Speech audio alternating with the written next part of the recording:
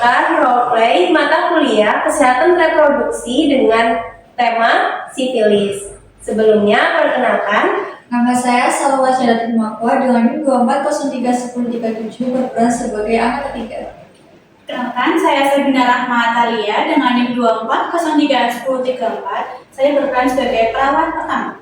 Perkenalkan, saya Anissa Priyani dengan NIM 24031036 berperan sebagai anak satu. Perkenalkan, saya Alia Widianisi dengan NIM 24031033 sebagai pasien dan ibu 3 anak. perkenalkan saya Salsalia Fauzia dengan NIM 24031035 berperan sebagai perawat ketiga. Perkenalkan, saya Maisa Siamayami dengan NIM 24031032 sebagai anak kedua. Perkenalkan, saya Gendis Nurrubi dengan NIM 24031051 sebagai perawat 2. Perkenalkan, saya Inayam Nisa dengan NIM 24031038 berperan sebagai moderator.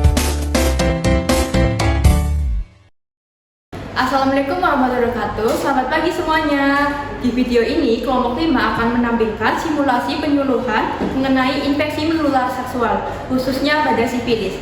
Sifilis adalah infeksi yang disebabkan oleh bakteri Treponema pallidum. Penyakit ini menular melalui hubungan seksual yang tidak aman dan jika tidak ditangani bisa berkembang ke tahap yang lebih berat.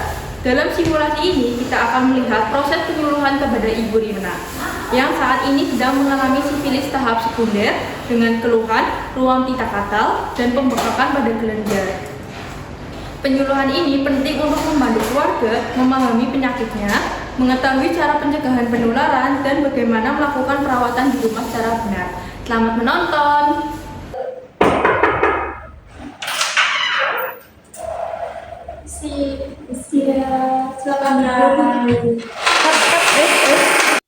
Assalamualaikum Ibu Rina dan keluarga.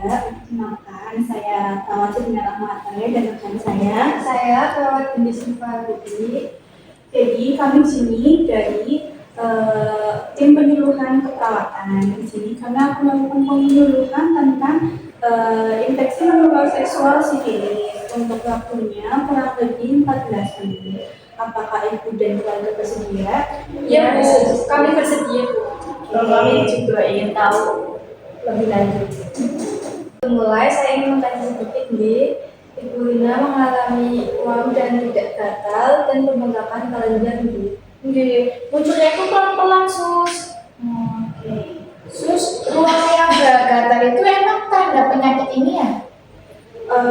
Itu betul, itu salah satu ciri sifilis ya. Oke, jadi itu termasuk tanda sekunder dan sering membuat orang merasa tidak nyaman.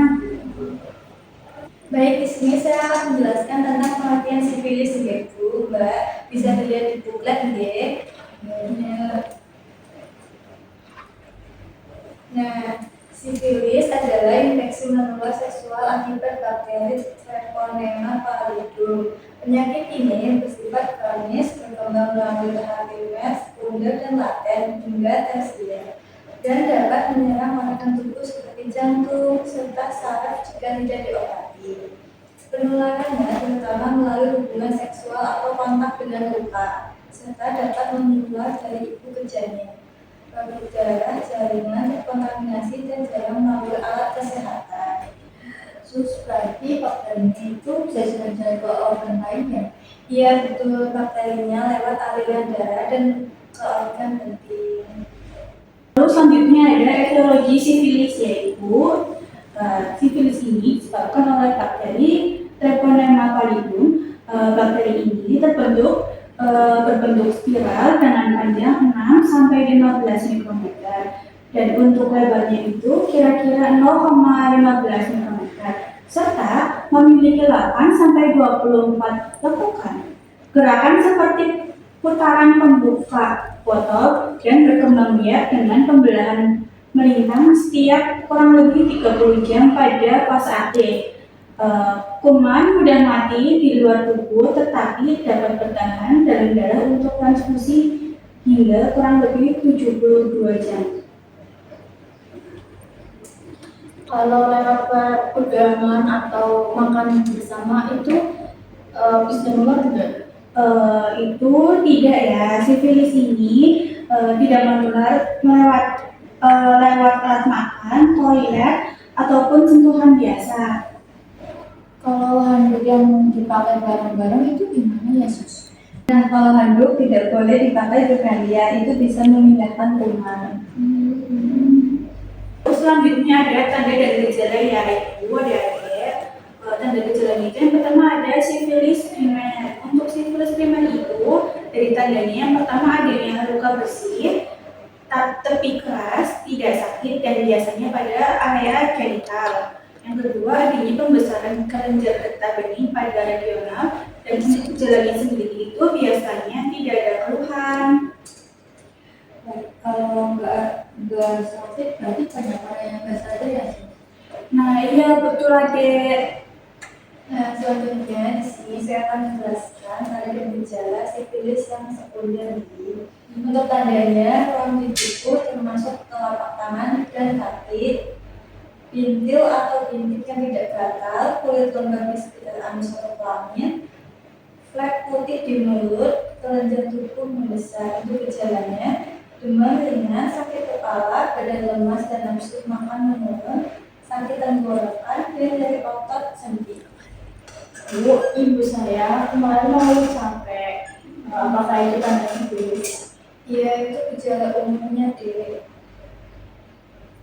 Lalu ada sifilis laten. Sifilis laten ini ditandai dengan tidak terdapat tanda fisik, tetapi pada tes darah itu nanti positif. Nah, untuk gejalanya itu sendiri itu tidak adanya keluhan. Itu bahaya banget ya, Sus? Bisa disangka sembuh. Iya, betul ada itu yang membahaya. Selanjutnya ada sifilis tersier ini. Untuk tandanya, benjolan keras di kulit atau organ, kerusakan pembuluh darah dan jantung, kerusakan saraf, dan untuk gejalanya yaitu lumpuh, gangguan masa atau sensasi, gangguan berpikir atau ingatan, dan keluhan jantung. Untuk sifilis kongenital, tandanya kelainan kulit, hidung gepeng, tulang kaki melengkung, gigi tidak normal, gangguan pendengaran atau lihat. Untuk gejalanya hidung merah terus, lumpuh, masalah saraf atau indera pendengaran dan penglihatan. Sus, itu bisa bikin lumpuh ya? Iya deh, bahkan bisa menyebabkan kebutaan atau kerusakan jantung. Lalu di sini selanjutnya ada komplikasi ya. Jadi untuk komplikasi ini tanpa pengobatan sifilis dapat merusak seluruh tubuh. Sifilis juga meningkatkan resiko tertular HIV pada wanita hamil, dapat menyebabkan gangguan kehamilan. Untuk pengobatannya dapat mencegah kerusakan lebih lanjut, tetapi tidak dapat memperbaiki kerusakan yang sudah terjadi. Seperti yang pertama itu ada benjolan kecil atau tumor. Jadi biasanya itu muncul di kulit atau organ dalam pada sifilis stadium lanjut. Untuk yang keduanya itu dapat merusak jaringan, dan yang ketiga jika diobati biasanya dapat membaik meski tidak selalu sempurna. Jadi untuk hasilnya itu tidak yang sepenuhnya sembuh. Lalu ada yang kedua ini masalah saraf.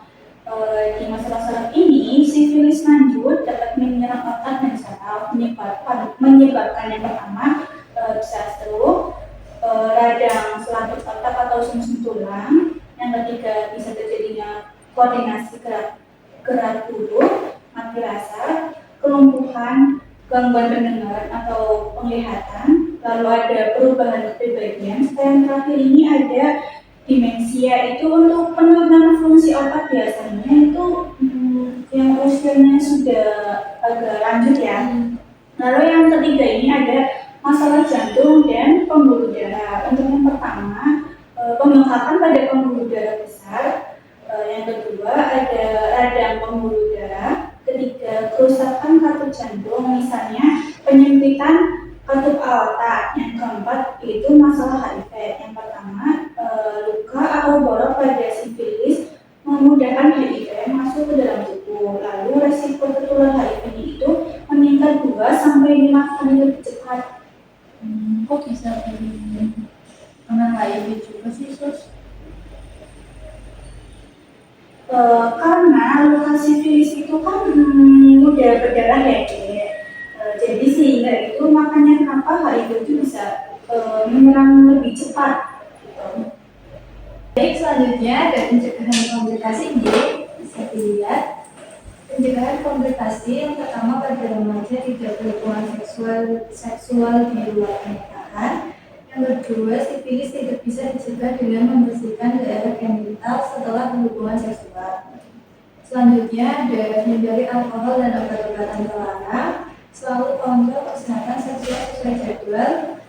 Pada pasangan suami istri, hindari hubungan seks dengan lebih dari satu pasangan dan selalu menjaga kebersihan genital. Selanjutnya, jalani screening test bagi Anda dan pasangan Anda. Dan gunakan kondom ketika berhubungan seksual. Anda tidak boleh digunakan bergantian. Lalu selanjutnya ini tanda bahaya sifilis yaitu adik-adik. Jadi kondisi serius atau komplikasi yang menandakan penyakit sudah berat dan bisa membahayakan jiwa atau menyebabkan kecacatan. Tanda bahaya biasanya ditunjukkan bahwa infeksi sudah menyebar ke organ vital. Contohnya itu yang pertama seperti nyeri kepala berat, gangguan penglihatan, atau kebutaan. Lalu yang kedua itu ada nyeri dada seperti sesak nafas. Yang ketiga luka yang tidak sembuh-sembuh atau bernanah. Lalu yang keempat itu ada gangguan koordinasi atau kelumpuhan sebagian tubuh. Lalu untuk yang kelima pada ibu hamil, keguguran atau bayi lahir di dalam kandungan. Kalau ruangnya makin banyak, bahaya ya sus. Kalau ruangnya itu tidak langsung bahaya, tapi harus dikontrol terus ya, Dek. Baik, selanjutnya ada perawatan di rumah pada pasien sifilis G. Yang pertama, minum obat sesuai anjuran dokter sampai selesai. Yang kedua, hindari hubungan seksual sampai dinyatakan sembuh tenaga medis. Yang ketiga, ajak pasangan seksual untuk diperiksa dan diobati. Yang keempat, jaga kebersihan alat genital, cuci dengan sabun lembut dan keringkan. Yang kelima, gunakan pakaian dalam karton yang menyerap keringat. Yang keenam, cuci tangan sebelum dan sesudah menyentuh area terinfeksi. Yang ketujuh, konsumsi makanan bergizi, protein, sayur, buah, dan vitamin C. Yang kedelapan, istirahat cukup dan kelola stres. Yang kesembilan, kontrol ulang ke vaskes sesuai jadwal. Dan yang terakhir, laporkan efek samping obat seperti demam, gatal, ruam ke petugas kesehatan di. Jadi sekian untuk penjelasan dari kami. Nanti ada rekan saya, perawat salsa yang akan menjelaskan tentang cara merawat area genitalia yaitu adik-adik.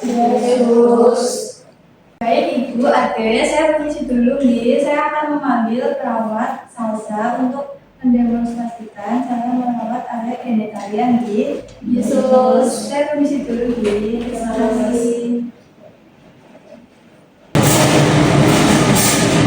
Permisi semuanya, selamat pagi. Pagi, Yesus. Kenalkan, saya perawat Sansalia Fauzia yang berjaga di jam 7 sampai jam 2 siang.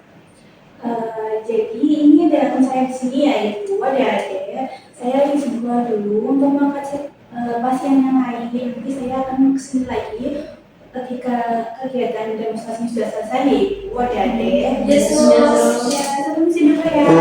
Yesus. Baik, pada kegiatan kali ini saya akan melakukan demonstrasi bagaimana cara merawat area genitalia, khususnya untuk bagi perempuan ya, karena ini saya akan mencontohkannya bagi perempuan. Sebelumnya, jadi kita butuh bahan dan alatnya dulu untuk mendemonstrasikannya, tapi nanti bisa dilakukannya beneran di rumah saat mandi aja, jadi sekalian gitu ya. Sebelum itu, kita harus cuci tangan dulu. Cuci tangannya itu 6 langkah. Ada yang udah tahu cuci tangan 6 langkah? Belum. Oke, saya praktekkan dulu ya, saya contohkan ya. Jadi nanti menggunakan air mengalir dan sabun. Terus juga jangan pakai sabun-sabun, tahu yang sabun buat area kewanitaan itu jangan sering-sering dipakai ya, sebenarnya tidak disarankan. Soalnya itu malah membuat daerah misfi kita itu menjadi lebih lembab dan takutnya ada bahan-bahan kimia lain yang merusak area misfi gitu. Jadi ini cuci tangan biasa dulu, pakai sabun cair itu boleh. Nanti pertama itu di bagian sini, tangan dulu, 1, lalu 2, lalu di area satunya kalian, lalu 3, sela-sela jari, lalu ke gini, oke, dibalik, lalu seperti ini, kayak menyentapkan motor ya, kayak gini, lalu kalian satunya, lalu terakhir untuk kukunya kayak gini, kanan, lalu kiri, kalau udah nanti tinggal dibilas pakai air bersih lagi. Nah, setelah itu nggak usah dikeringin nggak apa-apa, karena kita kan mau bersihin area misfi. Jadi nanti waktu membersihkan itu, setelah kita udah mencuci tangan, kita langsung membersihkan area misfi kita. Jadi membersihkannya itu nggak boleh dari belakang ke depan. Yang benar itu dari depan ke belakang. Pakai tangan aja nggak apa-apa, kayak gini ke belakang. Lalu berapa kali? 3 kali juga nggak apa-apa. Pastiin benar-benar bersih lah, kayak gitu ya. Lalu kalau ngerasa benar-benar udah bersih, baru nanti dibilas lagi pakai air biasa, terus udah nanti habis itu baru dikeringin. Dikeringinnya itu pakainya boleh tisu kering atau pakai handuk, tapi handuknya itu nggak boleh handuknya berbarengan. Jadi hanya boleh dipakai buat kamu sendiri. Dan kalau bisa juga handuknya itu khusus nggak usah dipakai buat di area selain di area misfi. Jadi takutnya barangkali memang ternyata sudah terkontaminasi oleh virus tersebut atau bakteri tersebut tadi ya, yang dari sifilis, itu nanti nggak menyebar ke area-area yang lain. Walaupun mungkin kemungkinan kecil bisa terserang di area tubuh lain, tapi kan itu kan namanya bakteri ya. Jadi pakainya handuknya yang biasa aja. Jadi nggak berbarengan, nanti dikeringin aja. Keringinnya juga sama, jadi dari depan ke belakang. Ya, dari depan ke belakang. Jadi jangan dari belakang ke depan. Kenapa kayak gitu, Sus? Karena bakterinya itu harus kita usap atau kita hilangkan itu memang dari depan ke belakang. Jadi nggak menyebar ke area selain itu. Gitu. Lalu setelah kita sudah membersihkan ini, jangan lupa mengganti pakaian dalam atau celana dalam. Nah, kalau kalian itu biasanya mengganti pakaian dalam itu berapa kali sehari? Berapa 2 sampai 3 sus. Oke, itu sudah lumayan benar ya. Tapi kalau dirasa kalian itu merasa area misfinya itu lembab, kayak aduh kayaknya celananya udah agak basah deh, sus, kayak gitu ya, itu diganti aja nggak apa-apa. Jadi jangan biarin kalian menggunakan celana dalam atau pakaian dalam yang dalam kondisi lembab atau basah. Itu nanti membuat jamur-jamur itu semakin berkembang dengan pesat. Jadi langsung diganti aja ya. Iya sus. Apakah ada yang mau ditanyakan terkait demonstrasi ini? Ada sus. Kalau lagi lihat berarti tetap dari depan ke belakang ya. Ya, betul. Untuk pembersihannya tetap sama dari depan ke belakang. Dan mungkin kalau memang headnya itu masih banyak, mungkin baru hari pertama, hari kedua, hari ketiga, itu kan masih banyak sekali ya. Itu juga penggantian pembalunya harus lebih sering. Kalau dirasa udah penuh banget nih sus gitu, dan celana dalamnya udah kena noda darah atau apa, udah lembab, jadi tetap diganti juga. Pembersihannya tetap harus dari depan ke belakang, nggak boleh dibalik gitu. Ada yang mau ditanyakan lagi? Sudah tidak sus. Sudah jelas ya. Ya. Terima kasih untuk waktunya. Saya permisi dulu, nanti dilanjutkan oleh perawat Denis dan perawat Natalia lagi ya. Iya sus. Terima kasih.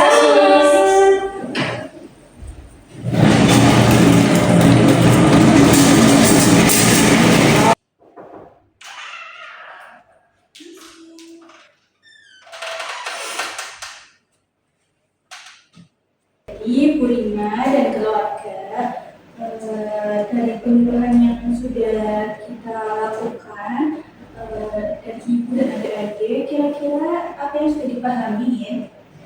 Jadi sifilis itu infeksi dari bakteri ya sus. Terus saya sudah di tahap sekunder ya, harus minum obat sampai selesai dan menjaga kebersihan. Tidak kali ya sus. Betul, tepat sekali Ibu. Jadi sekian kegiatan penyuluhan kami untuk hari ini ya Ibu.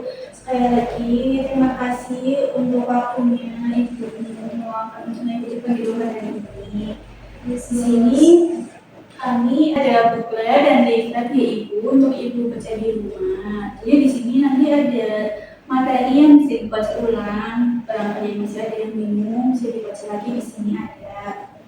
Terima kasih ya Sus, ini membantu saya buat mengulang lagi tentang sifilis itu gimana, perawatannya juga gimana. Ini sudah lengkap ya Sus? Iya, itu lengkap Ibu. Bisa dibaca-baca lagi nanti ketika di rumah. Ya, ya Sus, makasih ya Sus. Ini saya bawa saja ya Sus. Terima kasih. Iya, sama-sama Ibu, adik-adik. Terima kasih.